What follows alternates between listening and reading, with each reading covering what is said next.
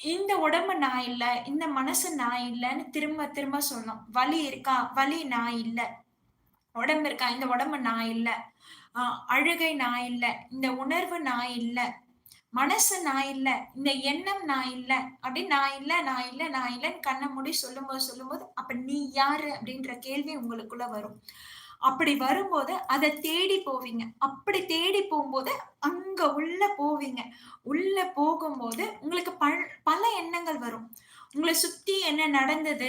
உங்களுக்கு பாஸ்ட்ல என்ன நடந்தது? அந்த மாரியான எண்ணங்கள் அதிகமா ஏற்படும் உங்களுக்குள்ள. அப்படி ஏற்படும்போதெல்லாம் பார்த்தீங்கன்னா, ஏன் ஏற்படுது? எதுக்கு ஏற்பட்டுச்சு? எனக்கு மட்டும் ஏன் நடந்தது? இந்த மாரி கேள்விகள் நெறைய வரும். உங்க கூடயே உங்க மனசும் வருது. அந்த மனசு சும்மா இருக்காது.